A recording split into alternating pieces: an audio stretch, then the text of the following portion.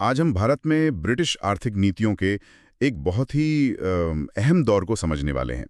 1757 से 1857 के बीच का समय। जी। हमारे पास जो स्रोत हैं वो एक कमाल की कहानी बताते हैं कि कैसे सिर्फ 100 सालों में भारत और ब्रिटेन के बीच का जो आर्थिक रिश्ता था वो पूरी तरह से पलट गया। बिल्कुल। और ये सिर्फ व्यापार के आंकड़ों की कहानी नहीं है, ये इस बात की पड़ताल है कि कैसे ताकत और राजनीति का इस्तेमाल करके एक देश की पूरी अर्थव्यवस्था की शक्ल ही बदल दी गई। हम ये समझने की कोशिश करेंगे कि भारत, जो कभी अपने बने हुए माल, खासकर कपड़ों के लिए दुनिया भर में मशहूर था, वो कैसे सिर्फ कच्चा माल भेजने वाला देश बनकर रह गया। तो चलिए इस दिलचस्प और कह सकते हैं काफी जटिल बदलाव को परत दर परत समझते हैं। कहानी की शुरुआत करते हैं उस दौर से जब ईस्ट इंडिया कंपनी भारत में महज एक व्यापारिक निगम थी, यानी 1600 से 1757 के बीच। जी। उस जमाने में कंपनी का मॉडल काफी सीधा साधा था। कैसे? वो यहाँ से मतलब ब्रिटेन से सोना चांदी या दूसरी कीमती धातुएं लाते थे और उसके बदले में यहाँ से भारतीय कपड़े और मसाले खरीदते थे और फिर उसे विदेशों में बेचते थे। हाँ, ऊंचे दामों पर। इसका मतलब ये था कि कंपनी का मुनाफा पूरी तरह से भारतीय सामान को विदेश में बेचने पर टिका था। अच्छा, तो फिर तो वो भारतीय उत्पादन को बढ़ावा ही दे रहे होंगे। बिल्कुल। वो भारतीय सामान के लिए नए नए बाजार ढूंढते थे, जिससे भारत के उत्पादन को, कारीगरों को, सबको फायदा हो रहा था। और यही वजह थी कि उस समय के जो भारतीय शासक थे वो भी कंपनी को अपनी फैक्ट्रियां लगाने की इजाजत आसानी से दे देते थे। लेकिन ब्रिटेन में सब कुछ इतना ठीक नहीं था ना। वहाँ के जो निर्माता थे वो भारतीय कपड़ों की लोकप्रियता से कह सकते हैं जलते थे। हाँ, ये बहुत दिलचस्प बात है। एक समय ऐसा आ गया था कि इंग्लैंड के लोग अपने मोटे भारी ऊनी कपड़ों की जगह भारत के हल्के आरामदायक सूती कपड़े पहनना पसंद करने लगे थे। तो एक तरह की फैशन क्रांति हो गई थी वहाँ। जी, और इसका जिक्र रॉबिन्सन क्रूसो के लेखक ने भी किया है। उन्होंने शिकायत की थी कि भारतीय कपड़ा हमारे घरों, अलमारियों और सोने के कमरों में घुस गया है। अरे वाह! पर्दे, कुशन, कुर्सियां और यहाँ तक कि बिस्तर भी कैलिको या भारतीय सामान के अलावा कुछ नहीं थे। तो इस दबाव के कारण क्या हुआ? मतलब सरकार पे दबाव तो आया ही होगा। जबरदस्त दबाव आया। ब्रिटिश निर्माताओं ने अपनी सरकार पर भारतीय माल की बिक्री पर रोक लगाने के लिए पूरा जोर लगा दिया। और सरकार ने उनकी बात मानी? हाँ, सरकार झुकी। 1720 तक तो ऐसे कानून बन चुके थे जिनके तहत छापेदार या रंगे हुए सूती कपड़े पहनना या इस्तेमाल करना ही गैर कानूनी हो गया था। क्या कह रही हैं? कपड़े पहनने पर पाबंदी? जी। हमारे स्रोतों में किस्सा भी है। 1760 में एक महिला को सिर्फ एक विदेशी रुमाल रखने के लिए 200 पाउंड का भारी जुर्माना देना पड़ा था। हाँ, 200 पाउंड। आप सोच सकती हैं उस वक्त ये कितनी बड़ी रकम रही होगी। आज के हिसाब से तो लाखों रुपए। और यही नहीं, जो सादे कपड़े भारत से आते थे उनके आयात पर भी बहुत भारी शुल्क, मतलब हेवी ड्यूटी लगा दी गई। और धीरे धीरे हॉलैंड को छोड़कर यूरोप के ज्यादातर देशों ने भी या तो भारतीय कपड़ों के आयात पर रोक लगा दी या इतने भारी शुल्क लगा दिए कि वो आम लोगों की पहुंच से बाहर हो गए। इसके बावजूद भी भारतीय कपड़ों की धाक बनी रही। बिल्कुल। इन सब रुकावटों के बाद भी 18वीं सदी के मध्य तक भारतीय रेशम और सूती कपड़ों ने विदेशी बाजारों में अपनी जगह बनाए रखी। ठीक है, तो अब आते हैं उस बड़े मोड़ पर। 1757 प्लासी की लड़ाई। यहां से कंपनी के व्यापारिक रिश्तों में, जैसा हमारे स्रोत कहते हैं, एक गुणात्मक बदलाव आया। हाँ, और यहाँ गुणात्मक बदलाव का मतलब समझना बहुत जरूरी है। इसका मतलब है कि अब कंपनी सिर्फ व्यापारी नहीं रही, बल्कि एक राजनीतिक ताकत बन गई, एक शासक। बिल्कुल। बंगाल पर अपने राजनीतिक नियंत्रण का इस्तेमाल करके कंपनी ने भारतीय व्यापार और उत्पादन पर अपना एकाधिकार, अपनी मोनोपोली बना ली। और उन्होंने बंगाल के राजस्व का इस्तेमाल भारतीय माल के निर्यात को फाइनेंस करने के लिए भी किया। जी। आंकड़े तो दिखाते हैं कि ब्रिटेन को भारतीय निर्यात 1750-51 में 1.5 मिलियन पाउंड से बढ़कर 1797-98 में 5.8 मिलियन पाउंड हो गया। ये तो भारतीय निर्माताओं के लिए बहुत अच्छा लगना चाहिए था, है ना? कागज पर तो बहुत अच्छा लगता है, लेकिन हकीकत बहुत अलग थी। कंपनी अपनी राजनीतिक ताकत का इस्तेमाल बंगाल के बुनकरों पर शर्तें थोपने के लिए करती थी। शर्तें? किस तरह की शर्तें? उन्हें अपना माल बहुत ही सस्ती और तय कीमत पर बेचना पड़ता था। यहाँ तक कि कई बार तो उन्हें घाटे में भी अपना माल कंपनी को बेचना पड़ता था। मतलब उनकी मेहनत अब आजाद नहीं थी? बिल्कुल नहीं। कई लोगों को तो सिर्फ कंपनी के लिए कम मजदूरी पर काम करने के लिए मजबूर किया गया और दूसरे भारतीय व्यापारियों के लिए काम करने से साफ मना कर दिया गया। और कंपनी ने अपने प्रतिद्वंदियों का क्या किया? कंपनी ने भारतीय और विदेशी दोनों तरह के अपने प्रतिद्वंदी व्यापारियों को एक-एक करके खत्म कर दिया। और कच्चे माल का क्या, जैसे कपास?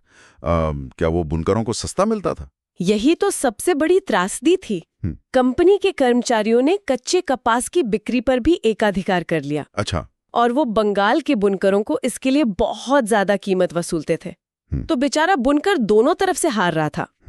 एक खरीदार के रूप में भी और एक विक्रेता के रूप में भी। सही कहा। और इन सब के ऊपर भारतीय कपड़ों को इंग्लैंड में घुसने पर भारी शुल्क तो देना ही पड़ता था। तो भारतीय हस्तशिल्प पर असली चोट, सबसे बड़ी चोट 1813 के बाद पड़ी, जब उन्होंने न केवल अपने विदेशी बाजार खो दिए बल्कि भारत में भी अपना बाजार खो दिया। और इसका कारण था ब्रिटेन की औद्योगिक क्रांति। बिल्कुल सही। ब्रिटेन की औद्योगिक क्रांति ने उसकी अर्थव्यवस्था और भारत के साथ उसके आर्थिक संबंधों को पूरी तरह से बदल दिया। इसके पीछे कई कारक थे। उसके निर्यात उद्योगों को बढ़ने का एक असीमित अवसर दिया। मतलब एक तरह से रेडीमेड कस्टमर बेस मिल गया उनको। जी। दूसरा कारण था पूंजी। देश में नई मशीनरी और फैक्ट्री सिस्टम में निवेश के लिए पर्याप्त पूंजी जमा हो चुकी थी। और इसमें प्लासी की लड़ाई के बाद भारत से लूटी गई दौलत की भी भूमिका थी। एक बहुत महत्वपूर्ण भूमिका थी। तीसरा, जनसंख्या में तेजी से वृद्धि हुई, जिससे उद्योगों को ज्यादा और सस्ता श्रम यानी लेबर मिला। और सरकार भी व्यापारियों के पक्ष में थी। हाँ, ब्रिटेन में एक ऐसी सरकार थी जो व्यापारिक और विनिर्माण हितों के प्रभाव में थी। और पांचवा और सबसे महत्वपूर्ण, तकनीकी विकास। जैसे जेम्स वॉट का स्टीम इंजन। बिल्कुल। हारग्रीव्स, वॉट, क्रॉम्पटन जैसे आविष्कारकों की खोजों ने उत्पादन को घरों से निकालकर बड़ी-बड़ी फैक्ट्रियों में केंद्रित कर दिया। इस क्रांति ने ब्रिटिश समाज को कैसे बदला? मतलब इसका सामाजिक असर क्या हुआ? इसने ब्रिटेन को तेजी से शहरी बना दिया। आप सोचिए, 1750 में ब्रिटेन में 50,000 से ज्यादा आबादी वाले सिर्फ 2 शहर थे। सिर्फ 2? और 1851 में यह संख्या 29 हो गई। अरे वाह! समाज में 2 नए वर्ग पैदा हुए, औद्योगिक पूंजीपति यानी फैक्ट्री के मालिक और दूसरी तरफ मजदूर। और मजदूरों की हालत तो बहुत खराब थी, जहां तक मैंने पढ़ा है। बहुत ज्यादा खराब। उन्हें अपने ग्रामीण परिवेश से उखाड़ दिया गया था, शहरों के धुएं और गंदगी में रहना पड़ता था, काम के घंटे 14 से 16 घंटे तक होते थे और मजदूरी बहुत कम थी। बच्चों से भी काम लिया जाता था? हाँ, यहाँ तक कि 4-5 साल के बच्चों को भी फैक्ट्रियों और खानों में काम पर लगाया जाता था। तो इन सब का भारत के लिए क्या मतलब था? ब्रिटेन का ये जो नया शक्तिशाली निर्माता वर्ग था, इसके हित तो ईस्ट इंडिया कंपनी से बहुत अलग थे। बिल्कुल। कंपनी को फायदा होता था भारतीय हस्तशिल्प के निर्यात के एकाधिकार से। लेकिन नए उद्योगपतियों को अपना माल बेचने से फायदा होता था। वो भारत से माल का आयात नहीं, बल्कि भारत को अपने उत्पादों का निर्यात करना चाहते थे। और भारत से कच्चा माल चाहते थे? जी, जैसे कच्चा कपास। वो चाहते थे कि भारत उनके लिए सिर्फ एक सप्लायर बन जाए। और उन्होंने अपनी ताकत का इस्तेमाल भी किया होगा। बिल्कुल। 1769 में उन्होंने कंपनी को हर साल 380,000 पाउंड से अधिक के ब्रिटिश विनिर्मित वस्तुओं का निर्यात करने के लिए मजबूर कर दिया। भले ही कंपनी को नुकसान हो। भले ही कंपनी को नुकसान हो। फिर 1793 में उन्होंने कंपनी को अपने जहाज़ों में हर साल 3,000 टन शिपिंग का इस्तेमाल उनके माल को ले जाने के लिए करने पर मजबूर किया। और नतीजा क्या हुआ इसका? नतीजा देखिए, पूर्व में ज्यादातर भारत में ब्रिटिश सूती माल का निर्यात 1794 में सिर्फ 156 पाउंड था। सिर्फ 156 पाउंड। और 1813 में ये बढ़कर लगभग 1,10,000 पाउंड हो गया। ये लगभग 700 गुना की वृद्धि थी। अविश्वसनीय। इसी दबाव के चलते 1813 में कंपनी का भारतीय व्यापार पर एकाधिकार समाप्त कर दिया गया। और यहीं से एक नया दौर शुरू हुआ। अब एजेंडा साफ था। कृषि प्रधान भारत को औद्योगिक इंग्लैंड का आर्थिक उपनिवेश बनाया जाना था। इसके बाद भारत सरकार ने मुक्त व्यापार या फ्री ट्रेड की नीति अपनाई। लेकिन ये फ्री ट्रेड सुनने में जितना अच्छा लगता है उतना था नहीं, है ना? ये मुक्त व्यापार पूरी तरह से एक तरफा था।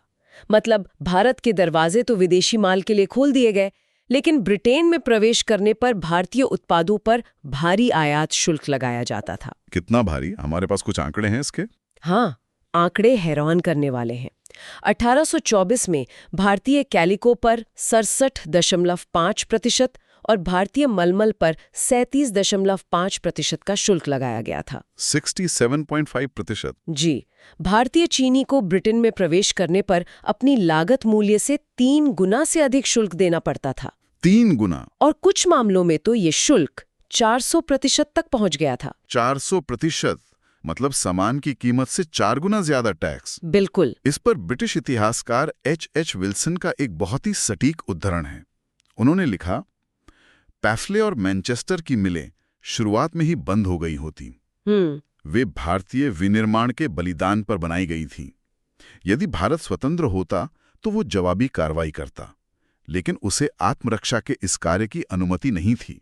ये लाइन सब कुछ कह देती है। सही। इसका अंतिम परिणाम ये हुआ कि भारत अब विनिर्मित वस्तुओं का निर्यात करने के बजाय कच्चा माल जैसे कच्चा कपास, कच्चा रेशम और नील और चाय जैसे बागान उत्पादों का निर्यात करने के लिए मजबूर हो गया। हमारे पास 1856 के आंकड़े हैं जो ये साफ दिखाते हैं। जी।